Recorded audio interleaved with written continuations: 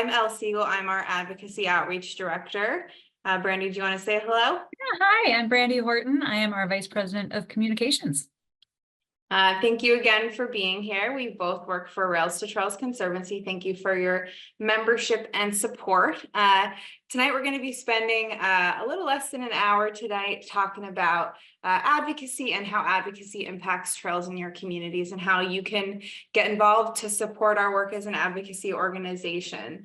We'll be talking about different types of advocacy, everything from super official meeting with your members of Congress to things that are really everyday focused, going on the trail and documenting it and bringing your friends. So all of that has a huge impact in the work that we're doing at RTC. So thanks for being a part of it.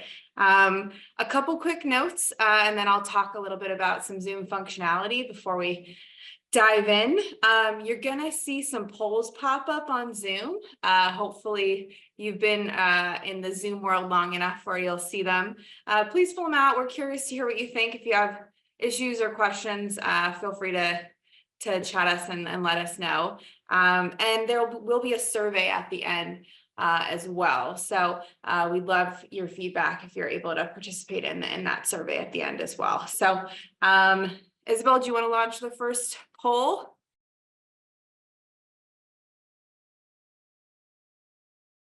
Perfect. So real quick, want to see how long you've been a member here at RTC. So go ahead and select what is most relevant for you, so we get a sense of who's joining us this evening. And I think, Elle, it's so exciting I can't see the results yet. I think we'll see them as that gets closed, but I know that we've got folks who shared in their responses that they were members for a really long time, but it looks like there's membership here, a lot of folks in the 0 to 5 range. That's so exciting. Lots of energy in this movement. It's really great. Yeah. Well, welcome for those of you that are new. We're so excited to see how interested you are. So we're going to kick this off with a conversation about, why are we all here and why does this work, matter so much? Why do we have to advocate for trails? And, it's hard to say at any time in our day-to-day lives that there's something that's a universal truth, but over and over again, the data shows us that trails matter to all of our lives in so many ways. We've done some recent opinion polling to just get a sense of, where is that support, especially as in, a post-pandemic world where we saw so much surging demand for this space. What does it look like now? And what we found is that 1 in 4 people have actually increased their trail use, and 61%, so a significant majority of people want to spend more time on the trail. There's lots of reasons people aren't, everything from having enough time in their day-to-day lives to, maybe not having a trail near them, or a trail that's kind of easy to access in their community, or a trail that's connected to the places that they want to go. So trying to think about how we make it more convenient and safer for people to use this infrastructure. I also think it's really compelling that 90% of people, that's almost everyone, says that it is important that everyone have access to trails. That is just so significant because when we think about the things in our country that maybe divide us and we think about the things that bring us together, there is a lot of agreement that people think it's important that this infrastructure exists in our communities and that people have access to it. Another thing that is just, really, we've seen this as a trend over time, but I think in 2024, really exciting is to see the amount of people who say that tax dollars should be spent on maintaining and improving trails. That's 88% of people. The other thing that's noteworthy about that data point is it's a shared truth across Republicans, Democrats, and independents. So you can kind of universally say that regardless of how you vote, you are likely to support tax dollars being invested in trails. And people agree across the board that trails do really good things for us in our lives. So they help us become more physically active, they help local businesses and generate economic opportunity, and they provide transportation. So we highlighted this because, when we think about why we advocate for trails, it's like regular folks, all of us seem to agree on some of these issues, but sometimes when we're trying to secure more support or more investment in trails, that agreement doesn't seem like it's well understood, which is why advocacy matters. So I'll flip that over to you, Elle. Perfect. Thank you, Brandy. So yeah, now that Brandy's kind of outlined the robust support that exists for trails, I want to talk a little bit about some of the foundational pieces of building trails. So what does it take to build more trails? So we all love our local trails. We all use them. We all see the benefits. But building a trail is hard, and it takes sometimes decades. So it involves a real art, not necessarily science, of planning, funding, building, collaboration, maintenance, to make sure that trails remain safe. And so I want to highlight a couple key pieces of that. And we're going to be breaking this down in a little bit more detail throughout our session tonight.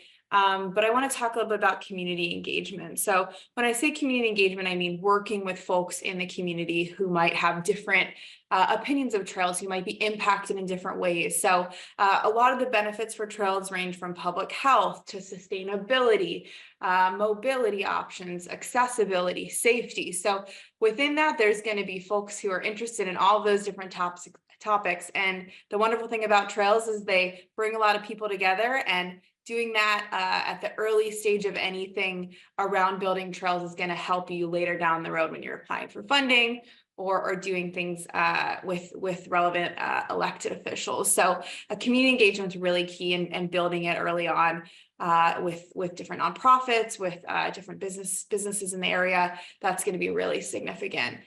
Local, regional, and state political support is also really important. A lot of local and regional folks are really involved in planning our roads, planning our trails, planning everything that sort of functions in the transportation system. So getting them on board to see the value of trails, to see the significance of making this right-of-way safe. All of these things are really, really important. As well as connecting some dots for them. You know, in the future, they may be people who write support letters for grants. They may be people who come to events with you. So connecting those dots and building those relationships early is really important. And then lastly, but certainly not least, the federal government and members of Congress. So Brandy and I are both in DC. This is the bread and butter of a lot of our work, but members of Congress are here to serve you at their core, and they fund the vast majority of funds that go to trails. We're going to talk a little bit about the bipartisan infrastructure law and how impactful that has been, as well as other sources of funding like earmarks, and just being in touch with your members, whether it be about a specific projects or about the need for funding for trails in general, is really going to have an impact now and down the line. So yeah, Brandy, back to you. So what is advocacy? What the heck does it take to actually make all those things happen? And I think what's so interesting is when you look at the support that exists for trails and the enthusiasm in our communities for trails, and I know that that's shared by everyone on the call here, and certainly by Elle and I, and you look at what it takes to actually build the trails, sometimes there's a disconnect, right? It's like, well, why isn't this easier? Because there's all this support. Why isn't this easier? And that is where advocacy comes in. You know, a lot of this is about lifting the visibility of that support, making sure it's really clear that that support exists so that people can't argue with it, right? They can hear your point of view, but they can also see that there is a lot of endorsement for this issue to move forward. And I think when we talk about advocacy, and we talk about what we're trying to achieve in advocacy, of course, it's that we want to create, connect, and maintain more trails. But a big piece of it is that we want more people to move from thinking that this infrastructure is nice to have to thinking that this infrastructure is need to have. And when you go back to kind of that picture of the support that exists, it's clear that many Americans think that everyone deserves access to this infrastructure. Many Americans think that trails deserve tax investment. And so the sentiment is on the need to have side. And so in these conversations, we have to move from nice to have to need to have and really emphasize that this is essential infrastructure to the well-being of the places where we live and to our lives. So how do you do that? You know, what is advocacy? It can be as easy as taking a position on an issue, and that can happen at the dinner table or that can happen at a community meeting. You know, it's advocacy either way. It's really about educating someone on an issue and sharing your point of view.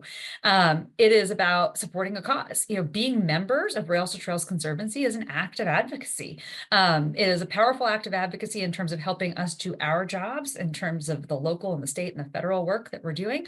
But it's also, you know, important advocacy because you can tell people, hey, I'm a member, you know, do you want to be a member? And this is what they're doing. And this is why that work is so important. Another act of advocacy can be seen in building community support. So, you know, we recently had this talk and someone asked, you know, why aren't more people, like, why isn't the support that exists more well known?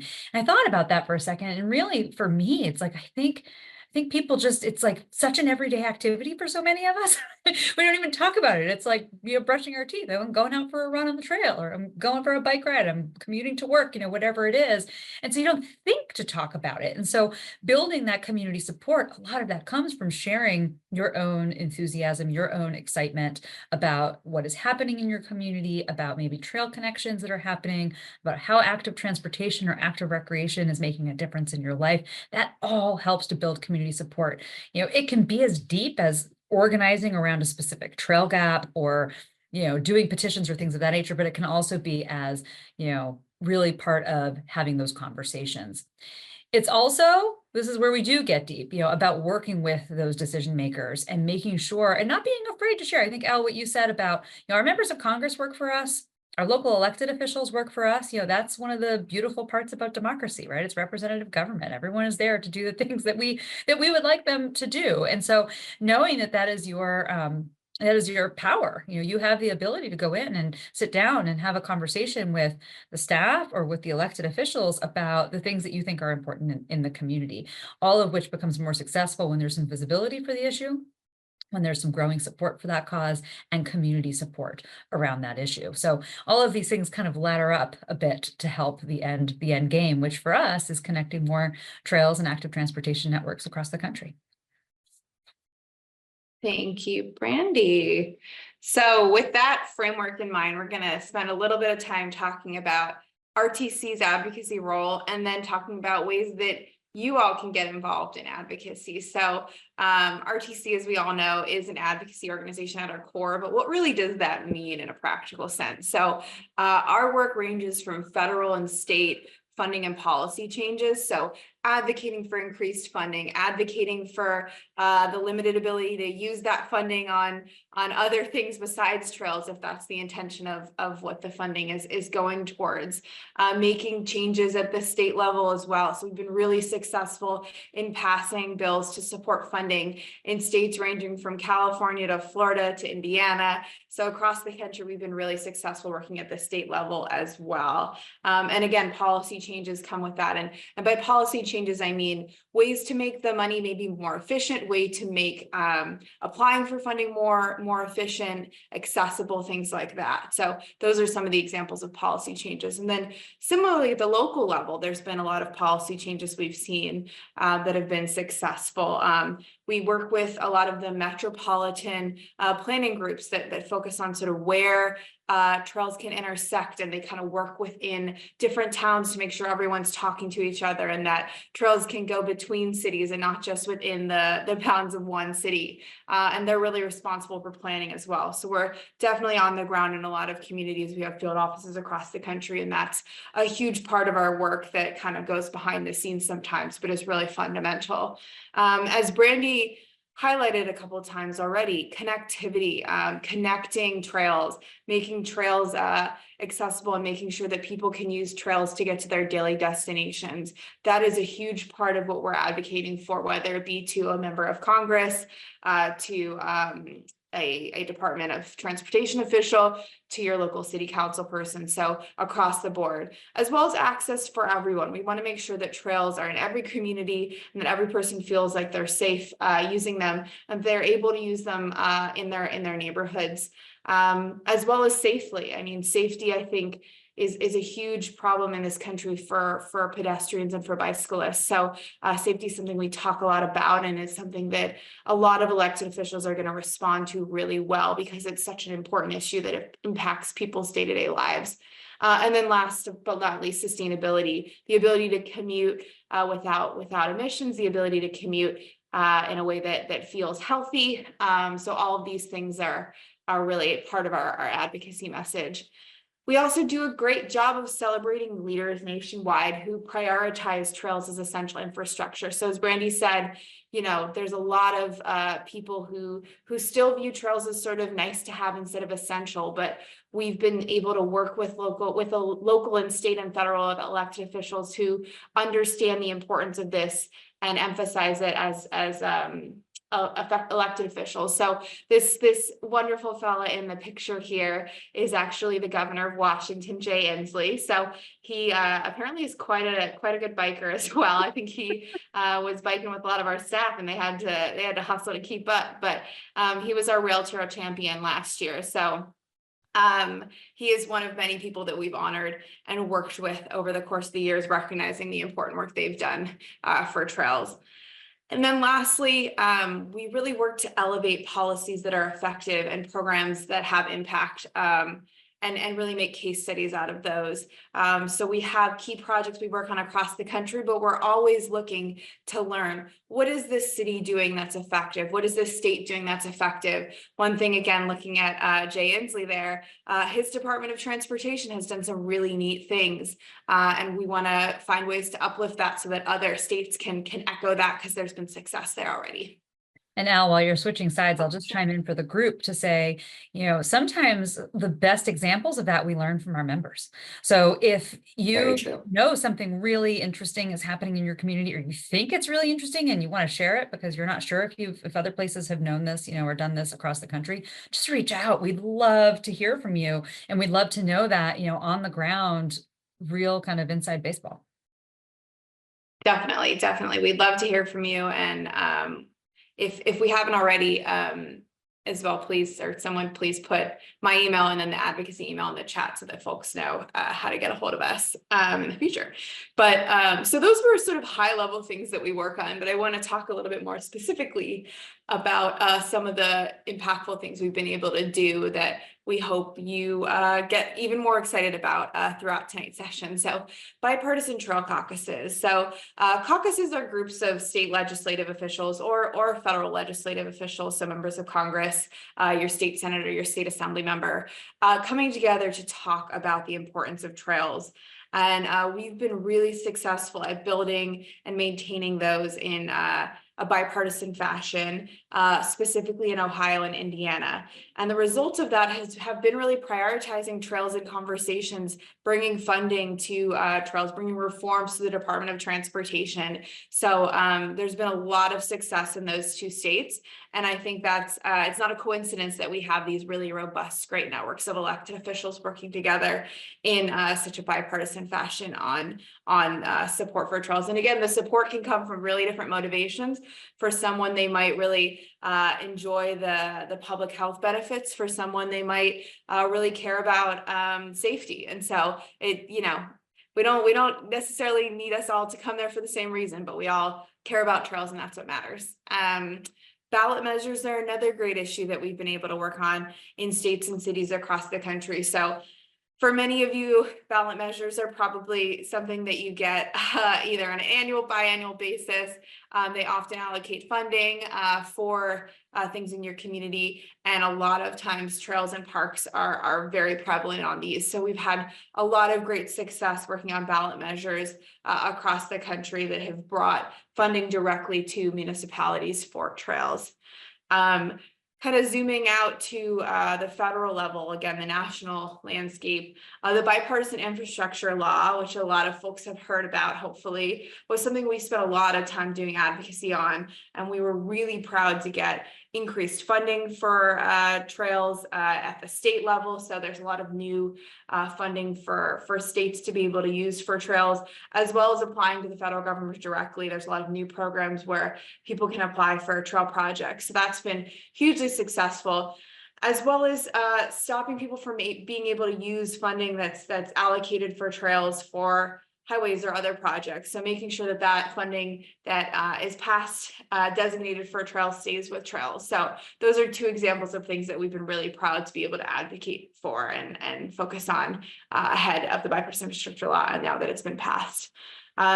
Again, increasing funding has been a huge part that I just kind of touched on, but also applying for grants. So while we don't provide broad assistance across the country for everyone looking to apply for grants, in places where we have significant projects, our Trail Nation projects, if you're familiar with those, we can maybe put a link to them in the chat if you're not familiar with them. We work with partners on the ground to apply for grants, which is a huge impact in helping build trails is having that funding available. And then lastly, connectivity. Again, that's the word of the night, right? So working on new federal grants for connectivity, that's been a huge initiative of ours, is getting funding for a new grant program focused on connectivity. Earmarks as well, which some of you may have heard of, funding for specific projects where you reach out to your member of Congress and ask for that support. And then state funds as well. All of this really tying back to making sure that people can get to where they want to go on trails safely across the country. So that's a little bit of what we've been doing and sort of the specifics of our advocacy portfolio. And then over to Brandy to kind of connect some dots on what you can do in your community. Yeah, thank you, Elle. And, I'm watching some of the questions coming into the Q&A and looking at the questions that some folks submitted when they registered for tonight's webinar. And there's such a range of folks in terms of, comfort level, familiarity. We've got some questions about ballot measures, and we've got some questions from folks that are like, I just want to figure out how to get started and how to help. So we're going to take you through that journey on the whole arc. But one thing I will say is, even if we're at the stage of, wanting to be working on direct legislation or things of that issue, don't ever discount the early stages of advocacy and all of the elements of advocacy, because it goes back to what we were talking about a little bit ago, that if we're behind closed doors and we're in those meetings and we're in those trenches, you can still lose because you don't have enough public support. You can still lose because even though maybe, face to face, the elected official says they think it's important, but they're getting pressure somewhere else and there just isn't enough pressure for that issue. So some of what we're going to talk about is how do we build that groundswell of support? How do we make it hard for the decision makers that have to make choices about where the funds are invested or, how they're going to prioritize infrastructure projects? How do we make it hard for them to argue with this? How do we show them, that 88% of Americans think we should be investing tax dollars here? We've got to show that to them. We've got to prove that to them. So that's the very first step here in terms of your role, is something that we're kind of calling everyday advocacy. So that's the simple act of getting out on the trail. If people are not out there using the trails, if lots of people aren't out there using the trails, it's really easy for elected officials and other decision makers to say, well, see, we don't need more. It's not a problem we have too often, but in some parts of the country, it is a problem that happens. And we really need to work on making sure we're activating those spaces. We also want to make sure we're activating those spaces with people who represent the community, all different types of people, all different age groups, all different types of trail participants.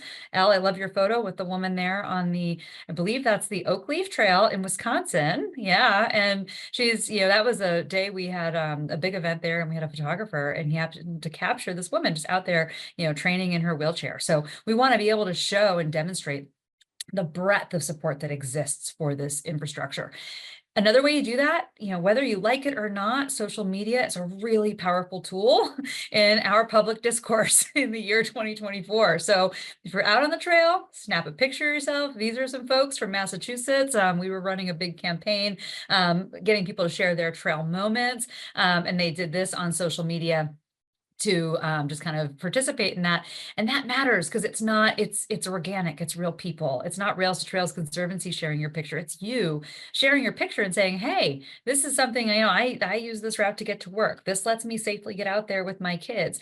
I had an injury, I'm recovering from that. This is a place where I can feel safe, doing that work. So share your story on social media. Don't be afraid of it. Get to know, the handles of your local elected officials, tag them so they see it, tag your city government, tag your state DOT, depending on what it is you're doing, you get into their feed, they pay attention.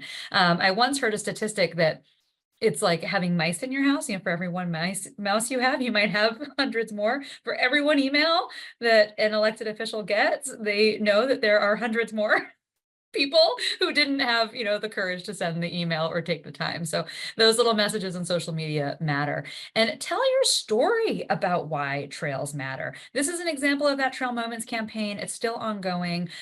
We had over 2,000 people submit their personal testimonials about why trails make a difference in their lives. And the whole point of this is to lift up that everyday person, to make sure it's clear it's not just, the advocates in Washington or the advocates in the state capitals, but it's regular folks where trails are really changing their lives every single day. So you have Chelsea Murphy there with her daughters talking about how getting in nature is so important, and it's an art and a practice of her family, and having those spaces is critical to teaching her daughters what it means to be somebody who values the outdoors, and who is physically active on a day-to-day basis. In the middle there, we have Victoria, who ditched her car and she commutes by bike now 100%. She got an e-bike and found the trail system, and she is never looking back. And she was not somebody who felt safe doing that on road. So the connected trail system in Washington, D.C. really made all the difference. And then on the right, you have a really good friend of ours, Ian Mackay in Washington State, who is a lifelong paraplegic after a significant mountain biking accident many, many years ago. And the trails are a place where he has found freedom, and a place where he now advocates very directly to increase more access to the outdoors for people with disabilities. So the next element in your role in advocacy is community advocacy. So now you're out there, you're doing it, you're sharing your story, it's part of your everyday life, it's a practice and a habit that you are celebrating. You are on X and you are tagging your members of Congress with all your great trail pictures. But how do we get the community involved, and what does that mean? This is a picture here from a Celebrate Trails Day event that took place last year in Camden, New Jersey. In the middle of that photo frame is the mayor of Camden. They're working on a lot of support to build a lot of support around connectivity, and having somebody like the mayor who's got a big decision-making role out in an event like that, seeing all of the people from the community who are there, who are showing up, who are saying, gosh, I really want to see this happen. I support this project. I want you to support this project. That makes a big difference. So participating in those events and activities, or if there aren't events and activities happening, organizing your own. Super easy to do. Get some folks out for a bike ride on a Saturday morning. I'm a big fan these days of the stories around the walking school buses. A lot of bus routes have changed, and it's a way that intergenerational connections are happening in communities. Find a trail, organize a walking bus route, get some visibility of a lot of people coming together in those spaces. It's a really great way to build community around trails. And you can also do some direct organizing, start to get petitions together. You're working on a ballot initiative, that's great. Let's get some people signing a petition in support of that ballot initiative so that, depending on where it goes, you can prove that there is broader community support. Go to community meetings, go to the neighborhood association meetings, go to the different events where people in your community are talking about what's important, and share the story of trails. You might have people there who are on board with you. You may have people there who haven't thought about it. You may have people there who aren't on board, but it's that conversation that really helps move the needle.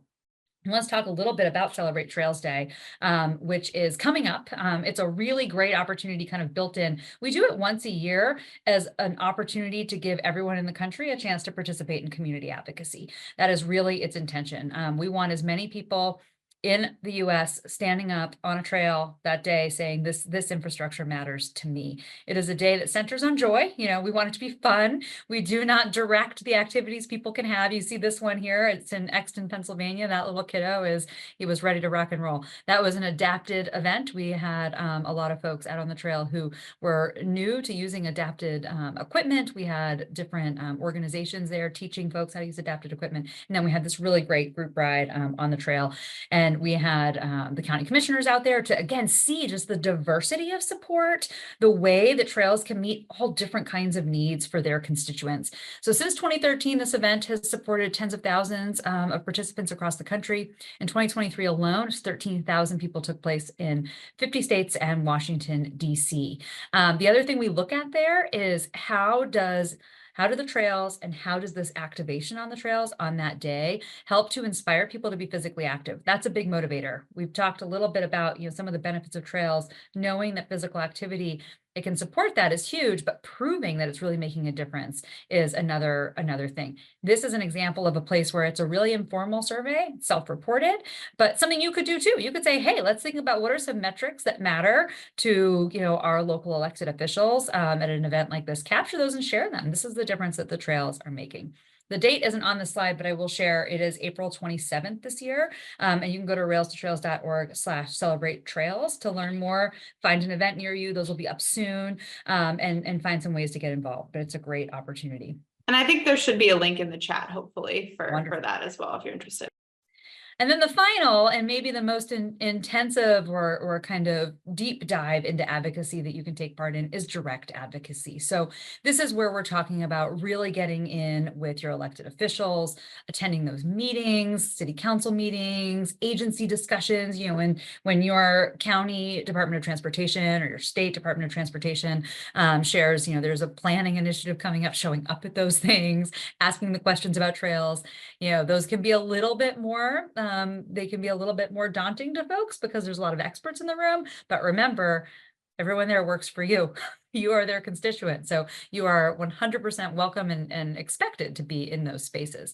And then engaging with your elected officials directly. So that is emails, that is, different types of, if they're having a town hall, showing up at those things, asking them directly for what you want. And then in that category too, is lifting your voice more formally in your press network. So that everyday advocacy, that's, you hit a social media post, you put your story out there in different ways.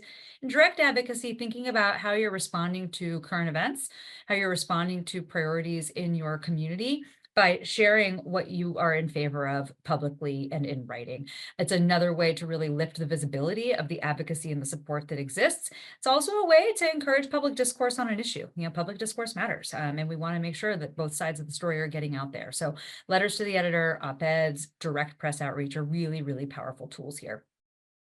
And we have an example here, again, of something that really I think anyone could institute. This is from the Circuit Trails, which is in the greater Philadelphia region.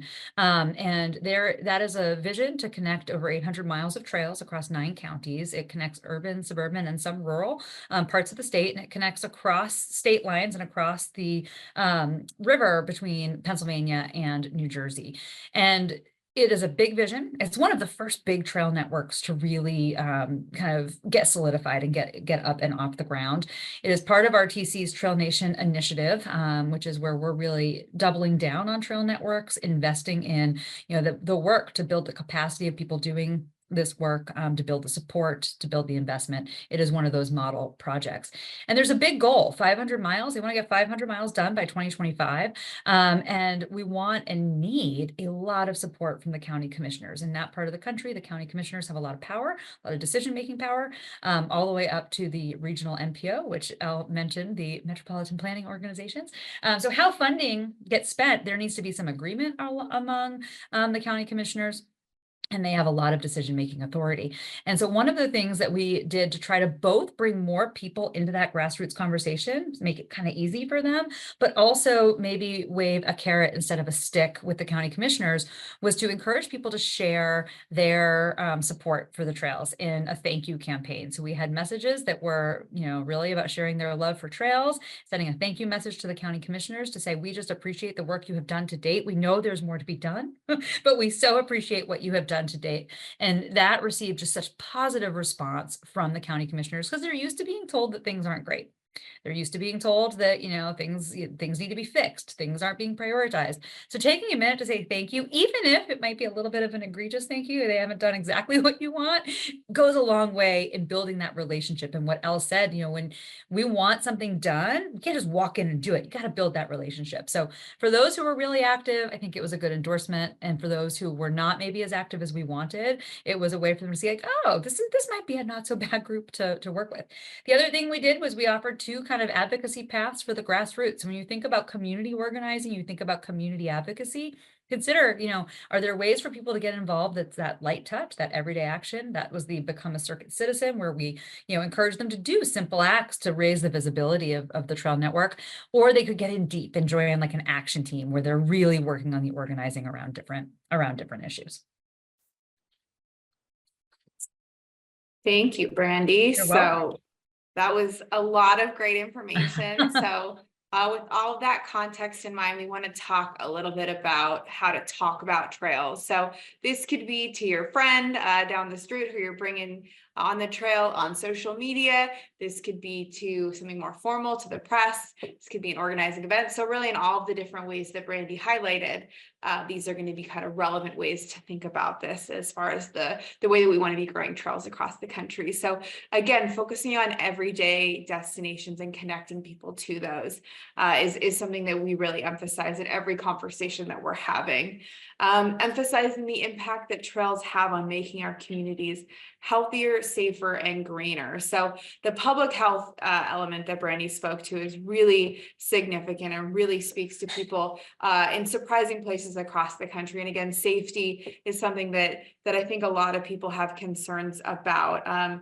There is unfortunately a huge increase in fatalities and injuries for bicyclists and pedestrians, and that trend is not going down. So having safe places for people to walk and bike is really impactful and something that's really worth highlighting and emphasizing in conversations. In addition, making sure that people understand that trails make our communities greener, whether that be along the side of a trail or thinking about your commute and sort of lowering your carbon footprint, getting rid of your car. So all of those things matter in talking about trails. Again, I said it earlier, but everyone should be able to have access to trails. So making sure that people, no matter whether they live in a rural community, in an inner city, have access to this, because again, this is not a nice to have, this is an essential amenity. And we think about other transportation features as essential, and we want people to make sure that they think about trails that way as well. Something that's really helpful, show me the money. Trails really help our economy. A stat that I think is really helpful to think about. Trails contribute I'm looking down on my notes to make sure I get this number right, $34 billion in annual economic impact across the country. Billion with a B. So that's a lot of money that comes, a lot of jobs that come, whether they be for tourism or, that brewery that opens up across the trail. There's a lot of significant impacts to our economy that come with creating and building trails. And then again, I've said it multiple times, but trails are essential infrastructure for our country. So this is not something that is just a nice to have side project. This is something that needs consistent funding, that needs to be maintained, that people want, and people are asking their elected officials to fund and prioritize.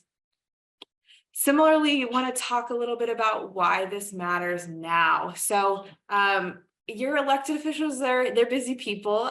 Some of them, this is their full-time job, like members of Congress or sometimes state elected officials. Sometimes they're balancing a job as well if they're a mayor or a city council member. So hearing from you, make sure that they understand this is important to their constituents. Again, they work for us. So when they're thinking about what types of projects to fund, what types of things to support, what maybe vote they want to emphasize, or what they want to talk to the press about, hearing from you is going to elevate this in their variety of things that they're constantly balancing and juggling. They're hearing about so many issues from so many different communities. And so hearing the positive associations we have with trails, the impact that trails have, all of the features that we talked about, the safety, the public health, the economic impact, all of that really matters in decision making, and hearing from you is going to help them think about that potentially differently than they might otherwise. We need to keep this top of mind to relevant decision makers, not just as their election cycles coming up, but across the years, really. As Brandy said, relationship building really matters, and building those relationships early and often, and reinforcing those relationships with things like thank you notes and conversations, checking in is really what can make the difference at the end of the day. And it's important, again, to use the language we talked about a second ago that reinforces the connectivity, the networks, the essential elements to community, so they understand the real need for consistent, dedicated funding and resources. So what is next? So next in this immediate presentation. We'll do some questions in a second. So look forward to those. We've got some, I assume some great questions We do. to go through together. But what is next in your journey with us?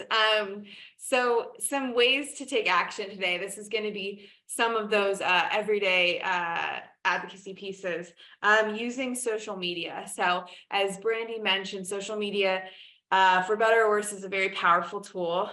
When you're out on the trail, whether it be on Instagram, Twitter, Facebook, tag us. We'd love to see what you're up to.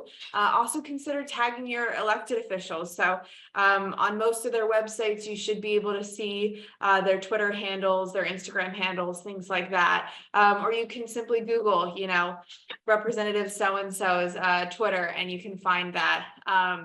It's pretty easy to do. Letters to the editor, again, what Brandy outlined earlier, a really great formal way to contact the press, get something in the paper, similarly an op-ed as well.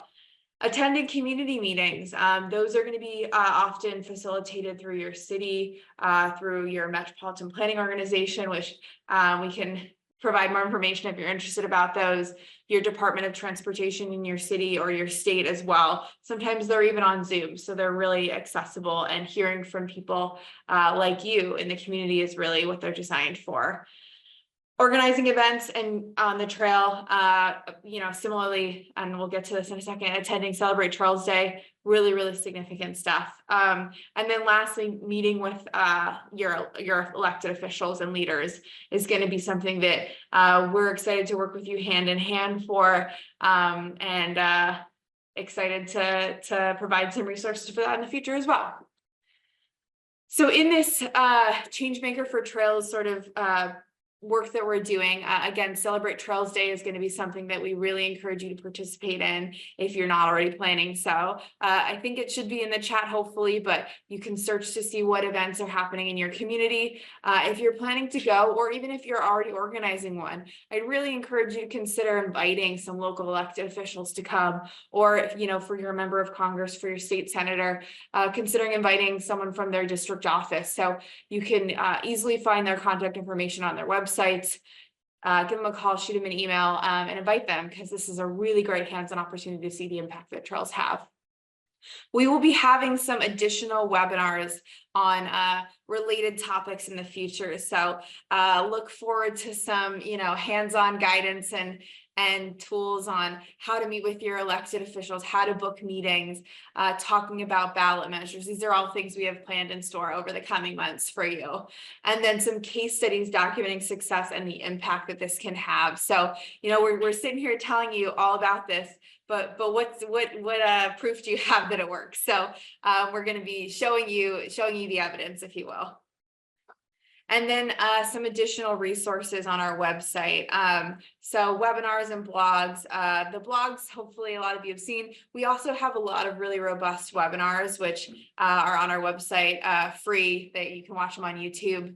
And then there's an advocating for trails section of our website as well as a really new, exciting advocacy how-to guide. So a lot of the stuff that we talked about, if you want more information and you can't wait for an additional webinar to come up, it's going to be a really great resource. So similarly, I think that'll be in the chat as well. And I hope you'll consider taking a look at all of these things. So with that, let's hear your questions. So well, Brandy, and while we pull up our first question, I want to reinforce two things. One is the relationships piece and the long game here. For those of you who were following along in the bipartisan infrastructure law, that law, or a version of it, will be decided again in a couple of years. And so building stronger grassroots support, grassroots advocacy, grassroots enthusiasm is a real priority for us, because we want to make sure we're not the only ones saying that this matters, out of DC.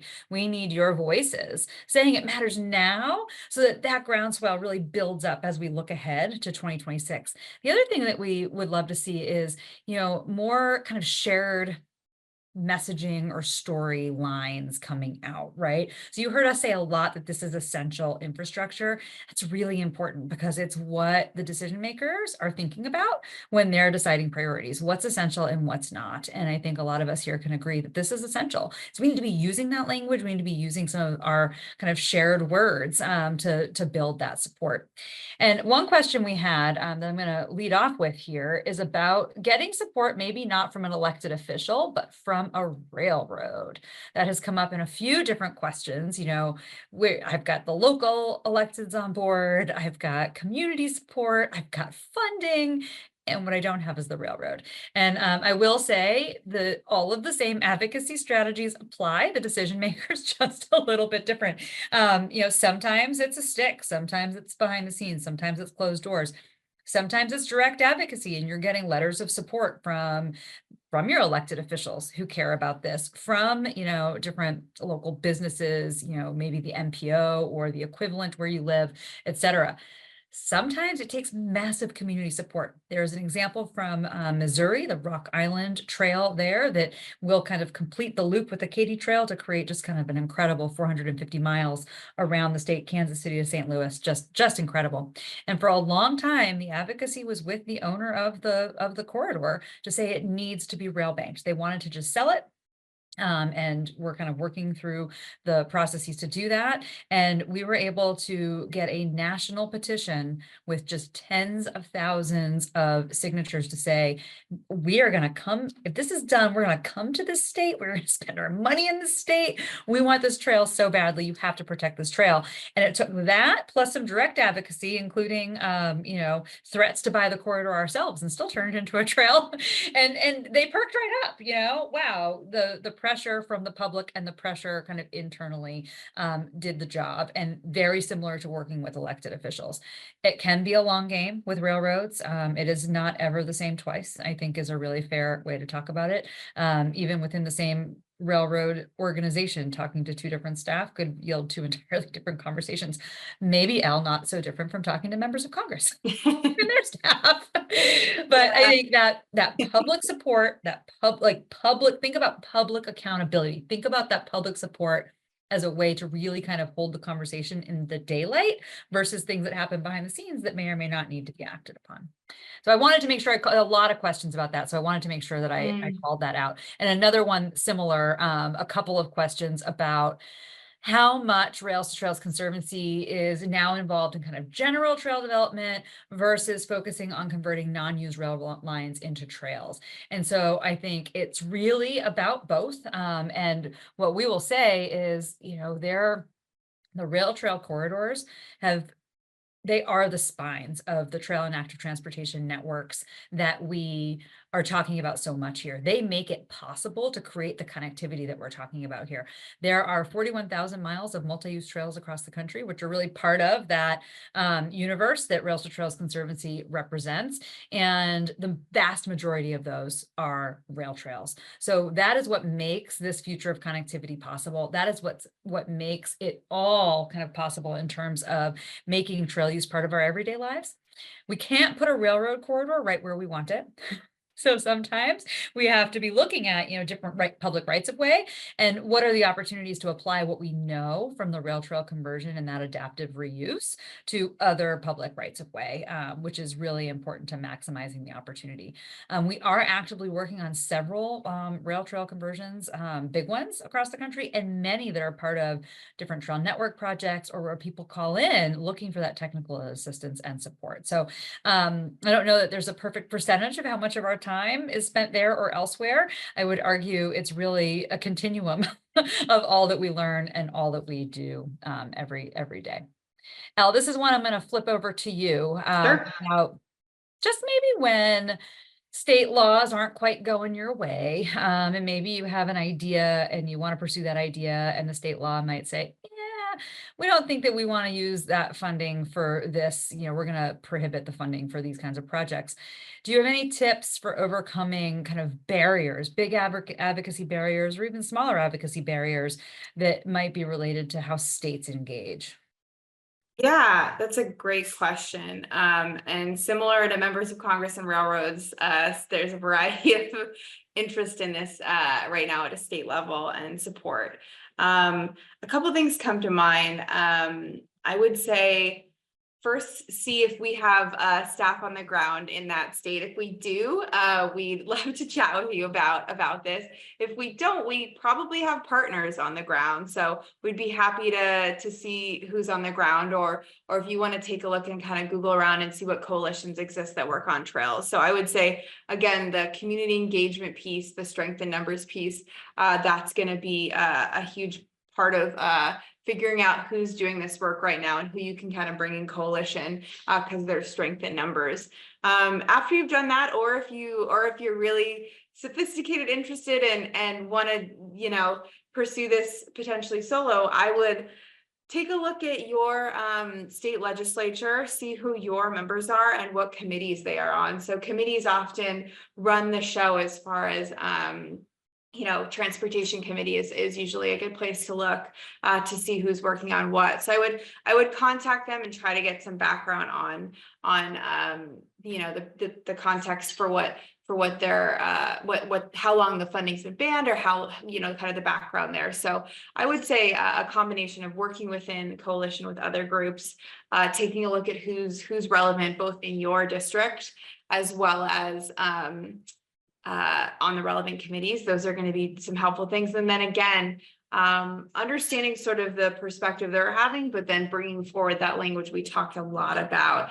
If someone is banning funding for this, one thing that would be really appealing to bring right back is, well, do you know the money we're missing out on by not building these trails? Do you know the tourism we're losing, the jobs we're losing, the impacts of accidents and safety hazards that come from not protecting bicyclists and pedestrians? So those are things I would be excited and prepared, not excited about, but prepared to talk about with any decision maker. So those are some initial ideas to brainstorm, and we will have some case studies on this as well, about sort of how we've overcome some of these barriers. And one thing I'll flag, and I think we will have it in our how-to guide, is North Carolina, which does, I think, have some issues around this, but they just passed some funding for trails. They had a year of the trails. So this is long-term work. This is work that we've done in coalition over many years. So it doesn't happen overnight, but even when obstacles are in place, there's still the possibility of doing some really impactful things.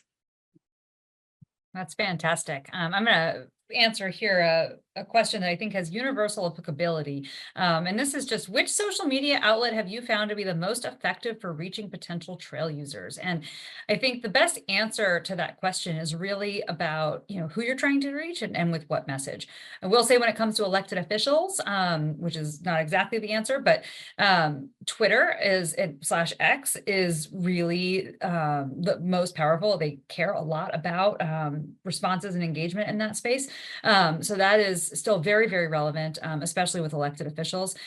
Depending on the age demographics of the groups you're trying to engage or what you want them to do, Instagram can be really great for that visibility, for really kind of quick interactions. Facebook can be really powerful for building community. It can be a really powerful advocacy organizing tool. Facebook groups are a place where it is just really great to get people together and start to build that community. I think it's one of the things that social media, when you look at kind of where there's power and what it does well, Facebook is a really great tool for kind of breaking down some of the divides, like how do we stay in touch with people? And so that kind of group function there can be a great way. I know in my personal life and in my professional life, there's a lot of Facebook groups where I both learn a lot in terms of advocacy and participate in advocacy myself. And then, thinking about the message you want to send, whether we're really trying to kind of push joy and engagement and the value, that personal, emotional, meaningful value, TikTok can be a really fun place to do that too. It has to be really, authentic and kind of created from you and from the heart. It's not a place necessarily for like really produced content, but it is a space where folks are engaging and they're having conversations and they're learning. So, thinking about the how-tos, thinking about the, hey, did you know we're trying to build a trail in our community? Get involved. That kind of content does really well on TikTok. So not a perfect answer in terms of like there's one silver bullet, but I think a little bit of it is about understanding who you're trying to reach and what you're trying to do there. I think we have time for one more question here. And this one's for you, Elle.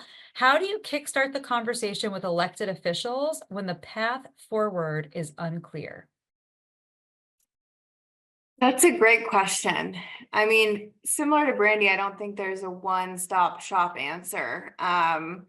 I think if the path is, I think I would understand why the path is unclear first. I think you got to understand where the decision maker is coming from, or even if it's not the decision maker, sort of the historical context, the environment. Listening is key, and kind of understanding where they're coming from. And then lucky for us, trails have so many benefits. So I would again kind of respond or be prepared to, once you understand the background of that person, and sort of the historical context they're coming from, with a response for why trails are a great investment for the community, the impact trails can have, the ROI on them. Those would be the kind of things I would think about. I would also consider looking at the voting record of someone that you're meeting with or chatting, or informally chatting with. And then I think this isn't going to solve everything. Like, again, the railroad abandoned piece, that Brandy said is a much more long-term thing, but bring the decision makers on the trail, the joy they're going to see, the impact they're going to see, folks commuting, folks feeling the mental health benefits, the public health benefits of using the trails. Having them hear directly from people in their community is going to be really impactful. So the path is often unclear in a lot of situations because this takes years. Again, if we're thinking about kind of at the beginning, the community engagement, the planning, the funding, the maintenance, like these are inherently multi-year projects that we're working on, sometimes multi-decade projects from start to finish. So don't be afraid of sort of the windy path. I mean, that's our logo now, right? It's a windy path kind of slithering around. So but that's very normal, and I would say the guidelines I gave, I think could hopefully be helpful. So yeah, that's great. And I want to call out one comment in the chat that I think is a wonderful call to action for folks, and going back to just how do we make this visible? How do we get more people engaged, excited about the future? And this individual says Strava. It tracks riders and it's heavily used. We need to engage every Strava forum. I couldn't agree more. Every Strava forum, every Reddit forum, every Facebook group we can. And that's where the power of the grassroots and our membership really comes into play. We can't do that all by ourselves. And that the value, I think, in political discourse in 2024, in pushing an issue forward in 2024 and beyond, is authenticity. People want to see real people talking about why this stuff matters. Our work is so important in terms of the education and the direct advocacy that's happening in state houses and on Capitol Hill. But when it comes to building that groundswell of support, nothing's more powerful than the personal story. Well, thank you all so much for joining us. Please take our survey at the end, and look out for an email in the coming days with resources and more information. But for now, thank you so much for your time and for being a change maker for trails. And we look forward to chatting with you again soon. Yeah. Welcome to the club. Yeah. Have a good rest of your week and a great night. Have a good night, everyone. Bye-bye.